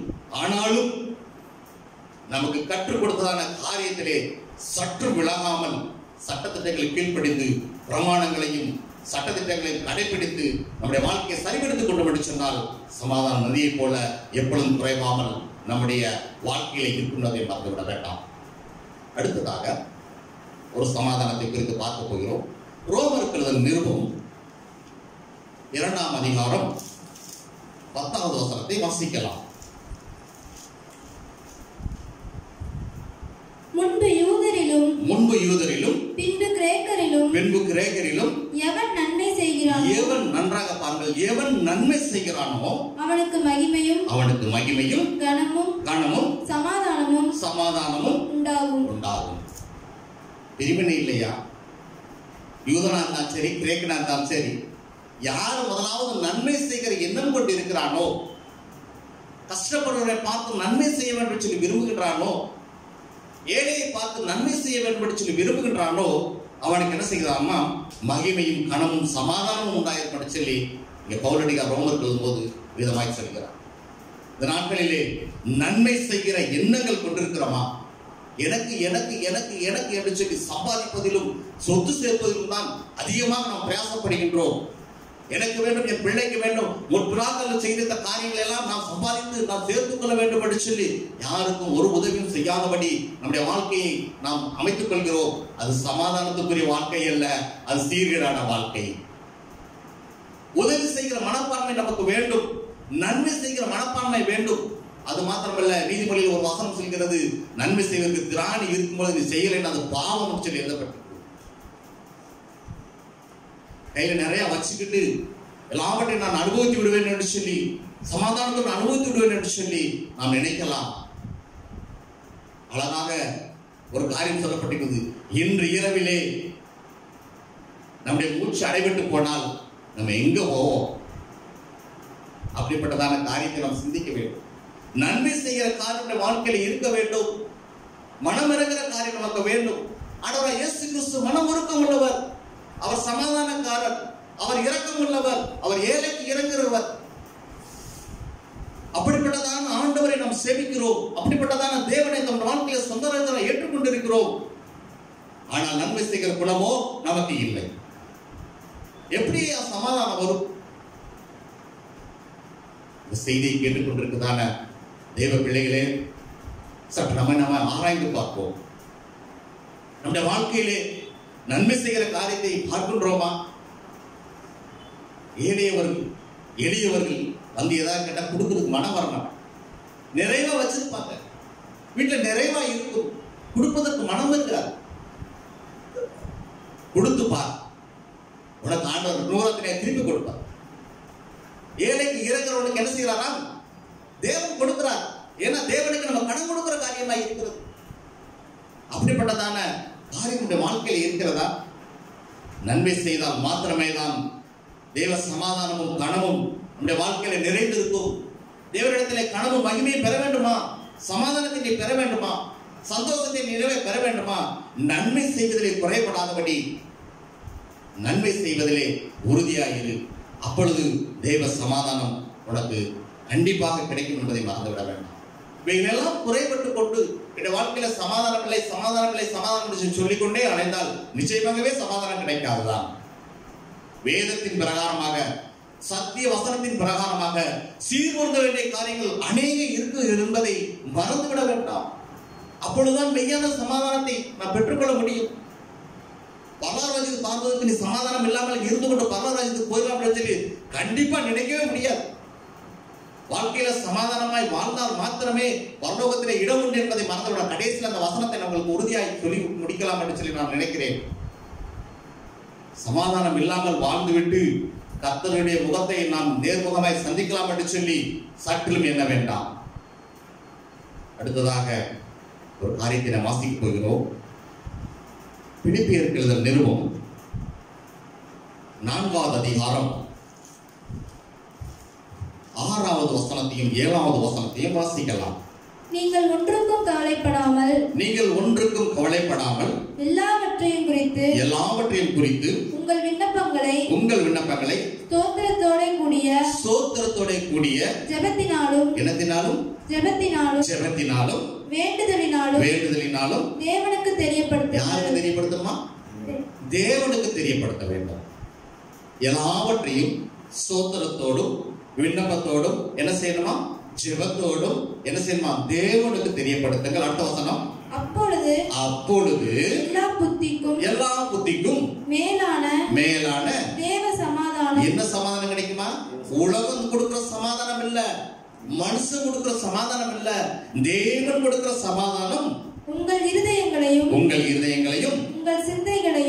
சிந்தைகளையும் கிறிஸ்து இயேசுவுக்குள்ளாக காத்துக் கொள்ள வேண்டும் சொல்லி வாசிக்கிறோம். ஸ்தோத்திரம் சொல்ல வேண்டும். கர்த்தர் இதுவரைக்கும் கொடுத்தான காரியத்துக்கு நாம் ஸ்தோத்திரம் சொல்ல வேண்டும். ஒரு நன்றியுள்ள வாழ்க்கை நமக்கு வேண்டும். தேவன் நம்மளுடைய தகுதி தகுந்த மாதிரி நம்மளை ஆசீர்வதிக்கிறார். அவர் ஆசீர்வதிப்பதே என் பிரியம் என்று சொல்லி ஆண்டவர் சொல்லி இருக்கிறார். அவரை சொந்த ராஜாவை ஏற்றுக்கொள்ளும் பொழுது நம்மளை அப்பத்துக்கு இறந்து திரியம்படியமாக ஆண்டவர் விடமாட்டார். எல்லாவற்றிலும் ஆண்டவர்களை போஷிக்கிறார், பராமரிக்கிறார், உடுத்து வைக்கிறார், எல்லா காரியமும் செய்கிறார். ஆனாலும் சில குறைகள் வரும்போது என்ன செய்கிறார்? சோர்ந்து போய் விடுகின்றோம். அந்த குறைகள் அவர் கொடுப்பது அல்ல. தேவன் நம்மளை குறைவாய் நடத்துபவர் அல்ல. தேவன் பூரணராய் இருக்கிறார். அவர் பூரணமாய் நடத்துகிறவர். அவர் குறைவுகளை அவர் நிறைவாக்குறவர். ஏன் குறை வருகிறது சொன்னால் நம்மிடத்தில் இருக்கிற குறைகள், பாவங்கள், அக்கிரமங்கள் மித்தமாகத்தான் நமக்கு குறை வருகிறது. அப்பொழுது நாம் முறுமுறுக்கிறோம். அப்பொழுதுதான் ஆண்டவர் சொல்கிறார், எல்லாவற்றையும் ஸ்தோத்திரம் இதுவரைக்கும் கொடுத்ததுக்கு நன்றி ஆண்டவர் என்று சொல்லி ஸ்தோத்திரத்தோடும் விண்ணப்பத்தோடும் நாம் ஜெபம் பண்ணும் பொழுது அவர் என்ன செய்கிறாராம்? அப்பொழுது எல்லா புத்திக்கும், நமக்கு குறைபட்ட புத்திக்கு மேலாக, நாம் கெட்டு போயிருக்க புத்திக்கு மேலாக தேவ சமாதானம் செய்யுமா? நம்மளுடைய இருதயங்களை நிரப்பும் என்று சொல்லி அவருடைய பிலிப்பியருக்கு போது விதமாய் சொல்லுகின்றார். நம்முடைய சிந்தைகள், நம்முடைய எண்ணங்கள், நம்முடைய ஆலோசனைகள் குறை உள்ளதுதான். சில நேரங்களில் சமாதான குறைச்சலை கொண்டு வரும். அப்படிப்பட்டதான சூழ்நிலை வரும் பொழுது ஆண்டவரிடத்திலே ஸ்தோத்திரத்தோடும் விண்ணப்பத்தோடும் அவரிடத்தில் நான் செபிக்கும் பொழுது எல்லா சமாதானத்தையும் தேவன் கொடுக்க வல்லவராய் இருக்கிறார். இன்னைக்கு ஒரு ரகசியத்தை நான் சொல்கின்றேன். நம்முடைய வாழ்க்கையிலே நம்மை மாத்திரம் பார்த்து ஓடுவோம், ஆண்டவரை முன்வைப்போம், நம்முடைய வாழ்க்கையை மாத்திரம் பார்த்து ஓடுவோம். அடுத்தவர்களை பார்க்கும் பொழுதுதான் நமக்கு சமாதானக்கேடு வருவது என்பதை நாம் முதலாவது தெரிந்து கொள்ள வேண்டும். அவன் அப்படி வாழ்கிறானே, அவன் கார் வாங்கி விட்டானே, அவன் பைக் வாங்கி விட்டானே என்று சொல்லி மற்றவர்களை முன்வைக்கும் பொழுது நம்முடைய வாழ்க்கையில சமாதானத்தை இழந்து போகின்றோம். உதாரணத்துக்கு ஒரு காரியத்தை சொல்கிறேன். ஒரு ஊழியக்காரர் அநேக நாட்கள் வைராக்கியமாய் ஊழியம் செய்து கொண்டிருந்தார். அப்படி ஊழியம் செய்து கொண்டிருக்கும் பொழுது ஒரு நாள் இப்படியாக அவர் கேட்டார், ஆண்டவர்கிட்ட ஜெபம் பண்ணும்போது கேட்டார், ஆண்டவரே, உமக்கென்று வைராக்கியமா நான் ஊழியம் செய்கிறேனே, என்னுடைய கால்களுக்கு ஒரு செருப்பு இல்லையே என்று சொல்லி அந்த செருப்புக்காக வேண்டி அவர் ஜெபம் பண்ணார். அவர் ரொம்ப கஷ்டப்பட்ட ஊழியக்கார். அப்படி ஜெபம் பண்ணிட்டு இருக்கும் பொழுது அவர் ஜெபத்தை கேட்டு ஆண்டவர் செருப்பு கொடுக்கல. ரொம்ப நாள் அவர் செருப்பு கொடுக்கல. ஒரு நாள் விசனப்பட்டு, ஆண்டவரே, உங்களிடத்துல எத்தனை நாள் தான் கேட்குறது ஆண்டவரே, எனக்கு நீ செருப்பு கொடுக்கலையே என்று சொல்லி தேவனை முறுமுறுத்து இருக்கிறார் அந்த ஊழியக்கார். கொஞ்ச நேரத்திலே அப்படியாக அவர் திருவழியாக போகும் பொழுது ஆண்டவர் அவருக்கு ஒரு காரியத்தை காண்பித்து கொடுத்தார். 2 கால்களும் இல்லாமல் ஒரு கட்டையை வைத்துக் கொண்டு டொக்கு டொக்கு என்று சொல்லி நடந்து வருவதை தேவன் அவருக்கு காண்பித்து கொடுத்தார் ஊழியக்கார். உடனே கண்ணீர் விட்டு அழுதாராம் அந்த ஊழியக்கார். ஆண்டவரே, எனக்கு கொடுத்தால் 2 கால்களுக்காக நன்றிப்பா, சோத்திரம் என்று சொல்லி, எனக்கு செருப்பு வேண்டாம் ஆண்டவரே, எனக்கு முன்பதாக நடந்து வருகிறதான அந்த சகோதரன் கால்கள் இல்லாமல் நடந்து வருகிறானே, எனக்கு 2 கால்களை கொடுத்திருக்கிறேனே, அதுக்கு நன்றி என்று சொல்லி கண்ணீரோடு கூட ஜெபித்தாராம் அந்த ஊழியர். இந்த நாட்களிலும் நாம் என்ன செய்கிறோம்? நமக்கு இருக்கிறதான குறைகளை ஆண்டவரை சொல்லி சொல்லி முறுமுறுக்கிறோம். நம்மளை விட மோசமா இருக்கிற நிலையில இருக்கிறவர்களை நாம் பார்த்து நாம் நமக்கு கொடுத்ததே போதும் என்று சொல்லி தேவனை மகிமைப்படுத்துவதற்கு நமக்கு பிரியமில்லாமல் போய்விடுகின்றோம். எப்படி சமாதானத்தை பெற்றுக்கொள்ள? அதான் ஆண்டு சொல்கிறார், எந்த குறை இருந்தாலும் சரி, எந்த நிலை இருந்தாலும் சரி, எல்லாவற்றையும் சோத்திரத்தோடும் விண்ணப்பத்தோடும் என்ன செய்யணுமா? ஜெபத்தோடும் தேவனிடத்தில் தெரியப்படும் பொழுது அப்பொழுது எல்லா புத்திக்கு மேலான தேவ சமாதானம் உங்கள் இதயத்தை நிறைக்கும் என்று சொல்லி ஆண்டவர் சொல்கின்றார். அப்படிப்பட்டதான வாழ்க்கையை வாழ நாம் கற்றுக்கொள்ள வேண்டும். அதனால்தான் பவுலடியார் சொல்கிறார், மன ரமியத்தோடு வாழ நான் கற்றுக்கொண்டேன் என்று சொல்லி பவுலடியார் சொல்வதை பார்க்கிறோம்.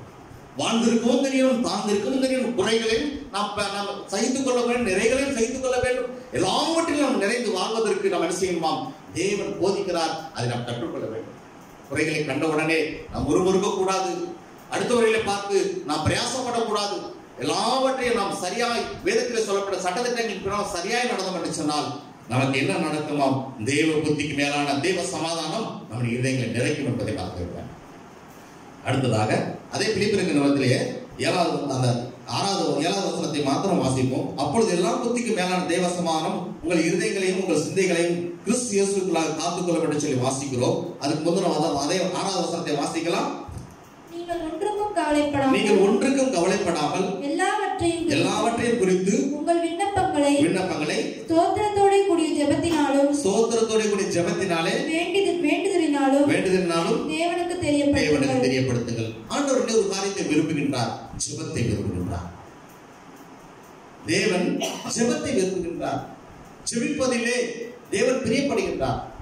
அவர் கரத்திலே வைத்து நாம் ஜெபிக்க வேண்டும். அவர் கரத்திலே கொடுத்து ஜெபிக்க வேண்டும். குறைகளை நிறைகளை ஆண்டவரே மாற்றி போட மாட்டவரே, என்னுடைய வாழ்க்கையில குறைகள் உண்டு ஆண்டவரே, அதையெல்லாம் நிறைவாக்கி தாரும் என்று சொல்லி எல்லாவற்றுக்கும் நாம் என்ன செய்யணுமா? ஜெபிக்க கற்றுக்கொள்ள வேண்டும். அப்பொழுது சமாதானம் நம்முடைய வாழ்க்கையில வரும் என்று சொல்லி வேதம் சொல்வதை பார்க்கிறோம். இன்னைக்கு குறைபட்ட உடனே நம்ம என்ன செய்கிறோம்? தேவனை முறுமுறுக்கத்தான் நாம் கற்றுக்கொண்டு இருக்கிறோம். குறைபட்ட உடனே நம்முடைய வாழ்க்கையிலே தேவனை வேண்டாம் என்று சொல்லி ஒதுவக்கூடிய சூழ்நிலையில் வருகின்றோம். அந்த மாதிரி பின்மாற்றத்தில் போன அநேக சகோதரிகளை நான் பார்த்திருக்கிறோம், கேள்விப்பட்டிருக்கிறோம். கொஞ்சம் குறைபட்ட உடனே அவர்கள் என்ன இந்த ஆண்டவர் வந்தாலும் குறைபட்டு போனோம் என்று சொல்லி பின்வாங்கி போவதை பார்க்கின்றோம். அப்படிப்பட்ட வாழ்க்கை வாழ்வதற்கு தேவன் நம்மளை அழைக்கவில்லை. நம்மளை எல்லாவற்றிலும் சீர்வதற்கு நடத்துவதற்கு தான் நம்மளை அழைத்திருக்கிறார். உடனே என்ன செய்வோம்? முழங்கால் படியிட்டு, ஆண்டவரே என்னிடத்தில் ஏதாவது குறைகள் காணப்படுகிறதா, அதை சீர்பொருந்த வைத்து ஆண்டவரே என்னை ஆசீர்வதி, எனக்கு சமாதானத்தை தாரும் என்று சொல்லி நம்ம என்ன செய்யணுமா? ஜெபிக்க கற்றுக்கொள்ள வேண்டும். சோத்திரம் சொல்ல கற்றுக்கொள்ள வேண்டும். ஜெபிப்பதற்கு நாம் என்ன செய்யணுமா? கற்றுக்கொள்ள வேண்டும் என்று சொல்லி சத்திய வேத வசனம் சொல்கிறது. இன்னொரு சமாதானத்தை குறித்து நாம் பார்க்கிறோம். சங்கீத புஸ்தகம் 37வது அதிகாரம் 11வது வசனத்தை நாம் வாசிக்கலாம்.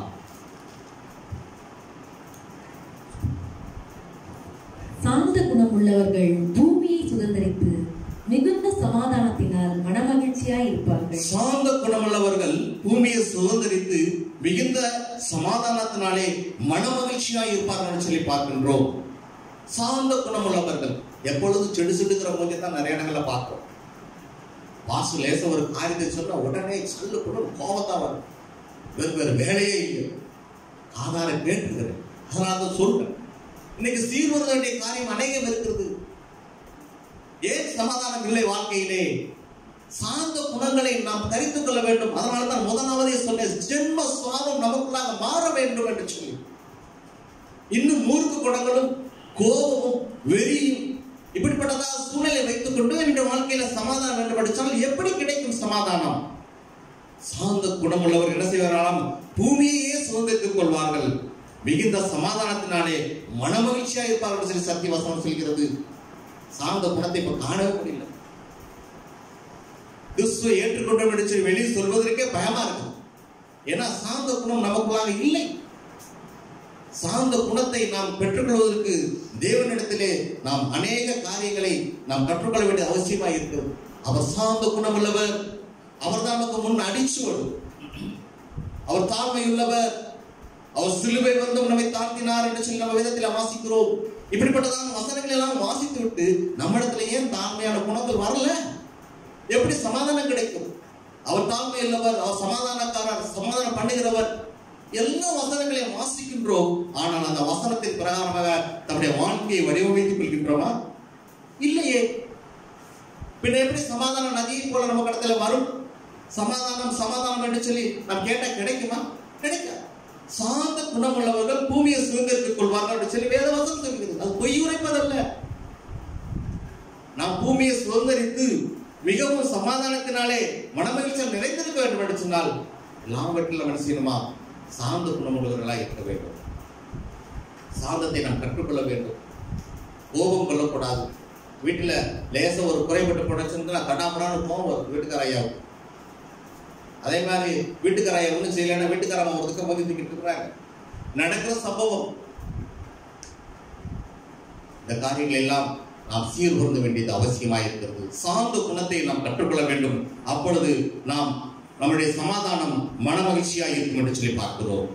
இன்னும் ஒரு காரியத்தை கூட வாசிக்கலாம். ஏசாயா தீர்க்கதரிசன புஸ்தகம் 54வது அதிகாரம் 13வது வசனத்தை வாசிக்கலாம்.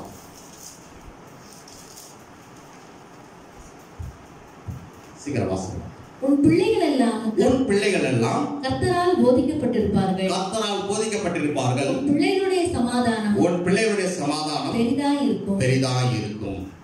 பிள்ளைகள் கர்த்தரால் போதிக்கப்பட்டிருக்க வேண்டும் என்று சொல்லி வேதம் வாசிக்கிறது, வேதம் சொல்கிறது, வேதம் கற்றுக் கொடுக்கிறது.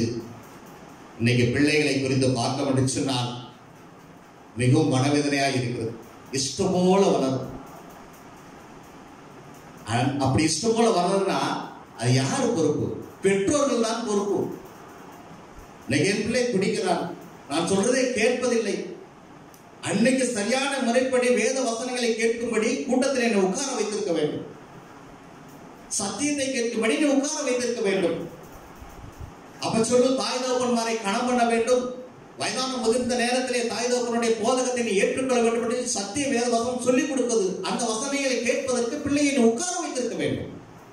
அதையெல்லாம் செய்யாமல் பிள்ளைக்கு போதிக்க வேண்டிய காரியங்களை போதிக்காமல் இன்னைக்கு பிள்ளை சமாதானமாய் இருக்கிறது, சமாதானமாய் வாழும் என்று சொல்லி சொன்னால் அது உண்மை அல்ல, அது பொய். எல்கேஜி படிக்கிற பிள்ளைக்கு பரீட்சை நடந்து சம்போதி சொல்கிறேன். எல்கேஜி படிக்கிற பிள்ளைக்கு மறுநாள் மிட்டம் டெஸ்டா தாய் கூட சர்ச்சுக்கு வருது. தாய் கூட சர்ச்சுக்கு வருது. ஏன்னா பிள்ளைக்கு பாடம் சொல்லி கொடுக்கணும். என்ன காரியம்? எப்படி போதிக்கப்படும்? வேதத்தை எப்படி போதிக்கப்படும்? அது கேட்குதோ கேட்கலையோ தேவ சமூகத்தில் கொண்டு உட்கார வை. பிள்ளைகள் போதிக்கப்பட வேண்டும். சத்தியத்தை காதலை கேட்க வேண்டும். ஒரு தாயார் தன் குழந்தையை தாளாட்டும் பொழுது அவர்கள் பாடுவார்களாம். ஆதியாகமத்திலிருந்து வெளிப்படுத்துற வரைக்கும் அந்த அதிகாரத்தை மாத்திரம் சொல்லிட்டே வராங்க. ஆதியாகமம் யாத்திராகமம் சொல்லி தாளாட்டு பாடலை பாடுவார்கள். ஏன்? அந்த அதிகாரத்தை அந்த பிள்ளை தூக்கும் பொழுது செய்யுமா? அப்பொழுது இருந்தே தன்னுடைய செவிகளிலே கேட்டுக்கொண்டிருப்பான். ஒருவர் பாடி காட்டினார். எனக்கு அந்த ராகமெல்லாம் மறந்து போச்சு. ஆதியாகமத்திலிருந்து வெளிப்படுத்தும் சுவிசேஷத்து வரைக்கும் அதை ஒரு தாலாட்டு பாடாகவே பாடினார்கள். ஏன்? போதிக்கப்பட வேண்டும், வேதத்தினாலே போதிக்கப்பட வேண்டும், சத்தியத்தினாலே போதிக்கப்பட வேண்டும், ரகசியங்களை ஆரம்பத்திலிருந்து அந்த பிள்ளைகள் கற்றுக்கொள்ள வேண்டும். இன்னைக்கு கற்றுக்கொள்ளாத நிமித்தமாகத்தான் அநேக குடும்பங்களில் பிள்ளைகளை கொண்டு சமாதான குறைச்சல் வருகிறது என்பதை மறந்துவிட வேண்டாம். பிள்ளைகள் போதித்து நடக்க வேண்டும் என்று சொன்னால் நீங்க ஜெபப்படுத்து வரும்போது உட்கார வைக்க, அது சேட்டை பண்ணாலும் பரவாயில்ல, உட்கார வை, 2 தட்டு அடிக்க வை. 5ல வளையாது, 5ல வளைய போறது கிடையாது. இன்னைக்கு நீ வேத வசனத்தை கற்றுக் கொடுக்காமல் நீ நாளைக்கு 50 வருஷம் நீ கற்றுக் கொடுக்க முடியுமா? அது போற போக்குல தான் போகும். துபாய் தேசத்திலிருந்து ஒரு சகோதரி எனக்கு ஜெப குறிப்பு கொடுத்திருக்கிறார்கள். ஜூம்ல நாங்கள் ஜெபிக்கின்றோம். என்னுடைய பிள்ளைகள் இந்த லாக்டவுன்ல அநேக ஃப்ரெண்ட்ஸ்களோடு கூட தொடர்பு இருக்கிறது. பிரதர், பின்மாற்றத்தில் போயிடக்கூடாது பிரதர், பயமா இருக்கு பிரதர். யோபு கூட கெஞ்சுகிறார். நான் வாய்ஸ் மெசேஜில் அனுப்பின அவங்களுக்கு என்ன சொன்ன தெரியுமா? முதலாவது தேவ சமூகத்தில் உட்கார வைங்க. உங்கள் பிள்ளை வாலிப பிள்ளை இருந்தால் தேவ சமூகத்தில் உட்கார வைங்க. ஜெபிக்கிற இடங்களிலே உட்கார வையுங்கள். அனைவரோடு ஜெபிக்கும் பொழுது அந்த பிள்ளைக்காண்டி ஜெபம் பண்ணுங்கள். தேவனால் போதிக்கப்பட வேண்டும், சத்தியத்தால் போதிக்கப்பட வேண்டும், வசனங்களை கிரகிக்க வேண்டும். அவை சிறு வயது முதலிருந்தே அந்த தேவனை அறிகிற ஞானம் அந்த இருதயத்துக்குள் வரும் பொழுது அது தேவனால் போதிக்கப்பட்ட பிள்ளையாக இருக்கும். அப்பொழுது அந்த பிள்ளைகளுடைய வாழ்க்கை சமாதானமாக இருக்கும். இன்னைக்கு அநேக குடும்பங்களை, கிறிஸ்துவ குடும்பங்களிலே பிள்ளைகள் சரியில்லை, மனமோட போக்கில் வாழுது. அந்த பிள்ளைகள் நிமித்தமாக அந்த குடும்பத்தில் சமாதானங்கள் வந்து கொண்டிருக்கிறது, நடந்து கொண்டிருக்கிறது. ஏன்? சரியான முறைப்படி பேரண்ட்ஸ், பெற்றோர்கள் அந்த பிள்ளைக்கு சத்தியத்தை போதிக்காத நிமித்தமாக, உட்கார வைக்காத நிமித்தமாக, அது வசனத்தை கேட்க விடாதபடி அது இஷ்டத்திற்கு நாம் நடந்து கொண்டதன் நிமித்தமாக இன்னைக்கு சமாதான குறைச்சல், அந்த சமாதான குறைச்சல் இப்பொழுது இருக்கின்றதா? சிறு பிள்ளைகளை வைத்திருக்கிறதான குடும்பத்திலே உங்களுக்கு அறிவுரையாக சொல்கின்றேன். ஆலயத்துக்கு வரும் பொழுது பிள்ளை சேட்டை பண்ணுங்க, பிள்ளை வீட்டில் விட்டு வந்துடுறாங்க. தயவு செய்து ஆலயத்துக்கு கூட்டுவாங்க. சிவ கூட்டங்கள்ல பிள்ளை சேட்டை பண்ண அந்த வீட்டுக்காரங்க தவறா நினைப்பாங்கன்னு சொல்லி வீட்டில் விட்டுட்டு வராதாங்க. தயவு செய்து அது ஆடுனாலும் பரவாயில்ல, குதிச்சாலும் பரவாயில்ல, வெத்தையில் ஏறி அது வாட்ட குதிச்சாலும் பரவாயில்ல, என்ன செஞ்சாலும் பரவாயில்ல, சிவ கூட்டங்களுக்கு வரும்போது உங்களுடைய பிள்ளைகளை கூட்டு வந்து அந்த ஜெபம் நடக்கிற இடத்திலே உங்கள் பிள்ளைகளை உட்கார வையுங்கள். வசனத்தை கேட்டாலும் கேட்கவில்லை என்றால் சொல்லி நாம் செய்கிற காரியங்களை அது சிறு வயது முதலிருந்து கற்றுக்கொள்ளட்டும். அடைய வாலிப பிராயத்திலும் அடைய வாழ்க்கையிலும் சமாதானம் அந்த பிள்ளைகளுடைய வாழ்க்கையில் நிறைந்திருக்கும் என்பதை மறந்துவிட வேண்டாம். இந்த தேவ செய்தியை கேட்டுக்கொண்டிருக்கிற யாராக இருந்தாலும் சரி, தன்னுடைய பிள்ளை இந்த நாளில் இருந்தானே தேவனை அறிகிற அறிவிலே, சத்தியத்தை அறிகிற அறிவிலே, வேதத்தை அறிகிற அறிவிலே இப்பொழுது போதித்து வாருங்கள். அது வளர்ந்து வரும் பொழுது அந்த பிள்ளைக்கு சமாதானம் உண்டாயிருக்கும் என்பதை மறந்துவிட வேண்டும். சத்திய வசனம் அதைத்தான் சொல்கிறது. குறைவுகள் காணப்பட்டால் நம்முடைய வாழ்க்கையில் சீர்படுத்த வேண்டிய காரியம் அநேகம் உண்டு. அதை சரி செய்து கொள்வோம். கர்த்தர் நிச்சயமாகவே நம்முடைய வாழ்க்கையில் சமாதானத்தை தருவார். அடுத்ததாக சங்கீத புஸ்தகம் 29வது அதிகாரம் 11வது வசனத்தை வாசிக்கலாம். கர்த்தர் தமது ஜனத்திற்கு பலன் கொடுப்பார். கர்த்தர் தம் ஜனத்திற்கு பலன் கொடுப்பார். கர்த்தர் தமது ஜனத்திற்கு சமாதானம் அருளி. கர்த்தர் தமது ஜனத்திற்கு சமாதானம் அருளி அவர்களை ஆசீர்வதிப்பார். கர்த்தர் குறைவுள்ளவர் அல்லையா, கர்த்தர் நிறைவுள்ளவர் தான். அவர் சமாதானத்தை தருகிறவர் தான், சந்தோஷத்தை தருகிறவர் தான், நிறைவான ஆசீர்வாதத்தை தருகிறவர் தான், சத்திய வசனத்தின் மூலமாக நமக்கு ஆசீர்வாதத்தை கொடுக்கிறவர் தான், சமாதானம் சந்தோஷம் நிறைந்திருக்கும்படியாக அவர் விரும்புகிறவர் தான். ஆனால் நீங்களும் நானும் சரியில்லாத நிமித்தமாக நம்முடைய வாழ்க்கையிலே சமாதான குறைச்சல் கடந்து வருகிறது என்பதை மறந்துவிட வேண்டாம். அதை நாம் எப்பொழுது சீர் செய்து கொண்டோம் என்று சொன்னால் நிச்சயமாகவே தெய்வ சமாதானம் நம்மளை நிறைக்கும்.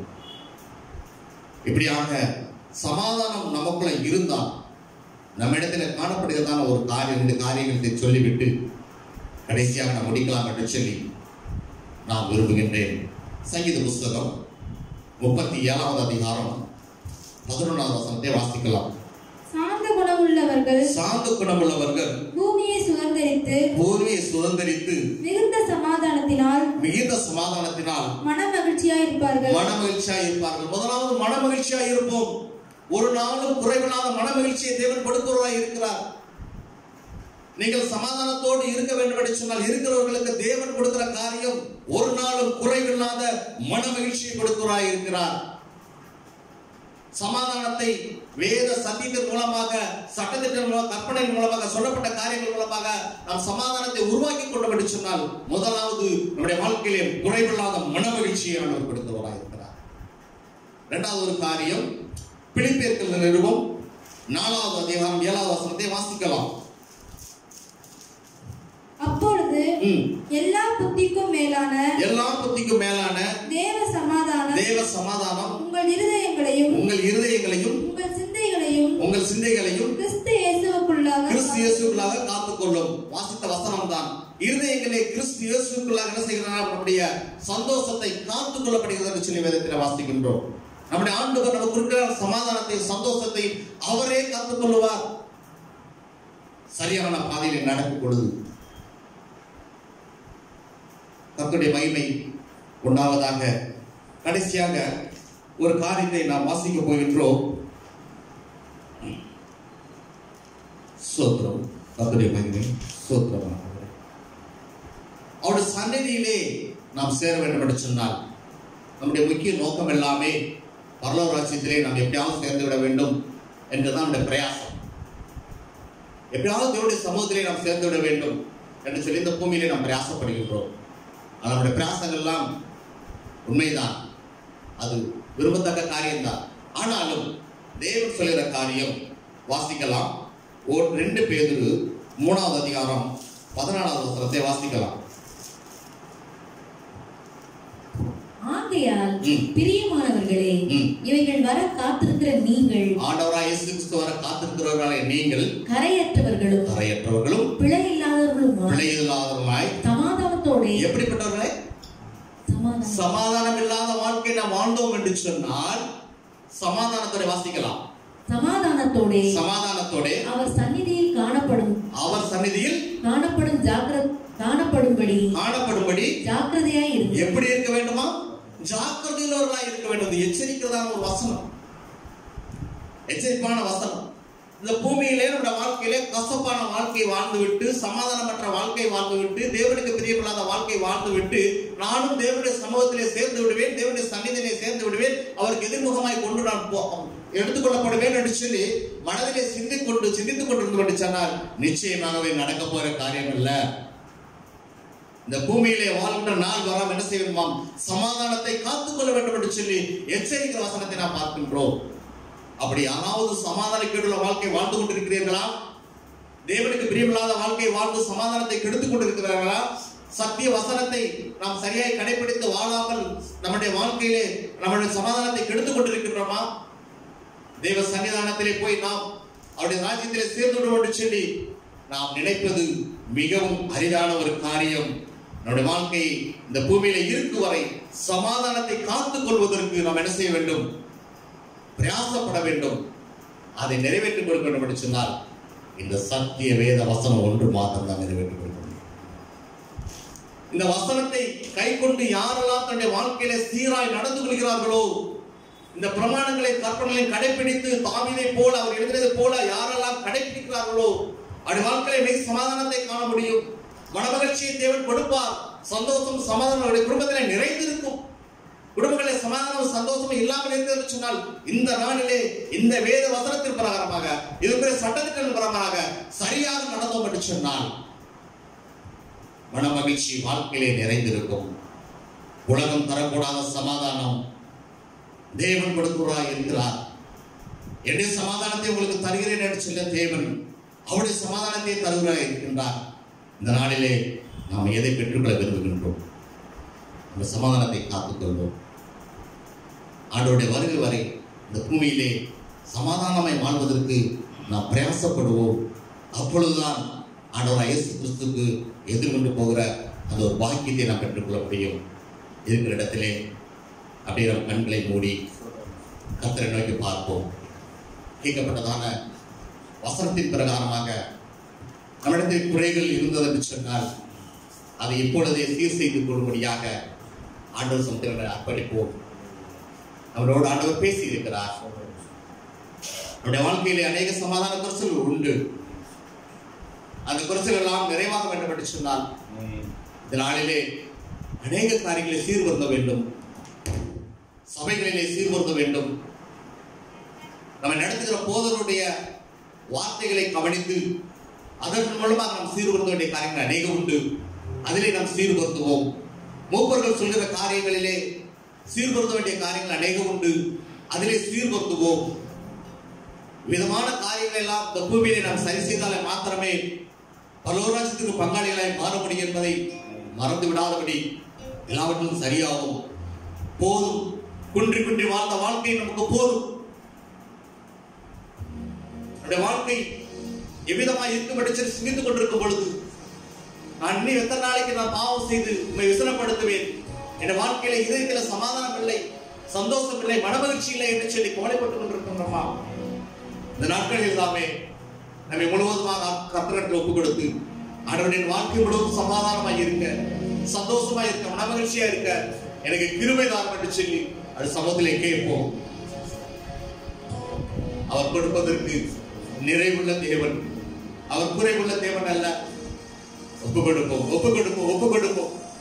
ஆண்டவரே எனக்கு சமாதானத்தை தாருமப்பா, என் வாழ்க்கையில சமாதானம் இல்லை, என்னோட சமாதானத்தை தாரும் ஆண்டவரே. அநேக காரியங்களை சத்துருவானவன் என்னிடத்திலே வந்து சமாதானத்தை கெடுத்து போடுகிறான் ஆண்டவரே.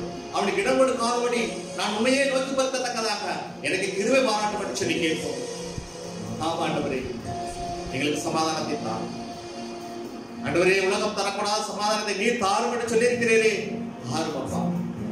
கட்டளைகளை அர்ப்பணிக்கிறோம். வழிநடத்தும் நீரை பொறுப்படுத்தும். தேவ செய்தி கட்டும் ஒவ்வொரு பிள்ளைகளையும் ஆசீர்வதியும் அப்பா. அடுத்த தேவையில் சந்திக்கப்படட்டும் ஆண்டவரே. எத்தனையோ குறைகள் உண்டு ஆண்டவரே, இந்த குறைகள் எல்லாம் நிறைவாக்கும் அப்பா. விளைவிடப்பட்டிருக்கிற பிள்ளைகளை கண்ணோக்கி பாரும் ஆண்டவரே. பொருளாதாரத்திலே குறைபட்டிருக்கிறவர்களை ஆண்டவரே கண்ணோக்கி பாரும் அப்பா. உடைய கைவிடத்தால் தாங்கட்டும் ஆண்டவரே. ஒரு முகத்தை ஒருவர் நாங்கள் பார்க்க முடியவில்லை, ஆனாலும் ஆண்டவரே நாங்கள் பாவப்பட்டு நாங்கள் செபிக்கிறோம் ஆண்டவரே. நீ சந்தியும் ஆண்டவரே, தேவையை சந்திக்கப்படட்டும் ஆண்டவரே. ஆண்டவரே முதியோர்களாக இருந்தால் அவர்களை பலப்படுத்தும் ஆண்டவரே. சிறு பிள்ளைகளுக்கு தெய்வீக ஞானத்தை நிறைய செபிக்கிறோம். வாழை பிள்ளைகளை பரிசுத்தத்தை பாதுகாத்துக் கொள்ள உதவி செய்யும் ஆண்டவரே. மிகவதே காயத்துள்ள பிள்ளைகளை எங்களை மாற்றும். கரகரையற்ற பிள்ளைகளாய் ஆண்டவருக்கு எதிர்கொண்டு வரத்தக்கதாக கர்த்தராமே எங்களை சீர்படுத்த செய்யும்படியாக இந்த சமூகத்தில் எங்களை அர்ப்பணிக்கிறோம் அப்பா. இதை பொறுப்படுத்துகிறோம், வழிநடத்து, கைவிடக்கிறோம், தாங்கணும். திருக்கரத்தில் சமர்ப்பிக்கிறோம். இயேசு கிறிஸ்து நாமத்தினால ஜெபிக்கிறோம். நல்ல தகப்பனே, என் ஆத்மாவே கர்த்தரை ஸ்தோத்திரி, என் முழு உலகை பரிசுத்த நாமத்தை ஸ்தோத்திரி. என் ஆத்மாவே கர்த்தரை ஸ்தோத்திரி, அவர் செய்த சகல உபகாரத்தை. ஆமென். அல்லேலூயா.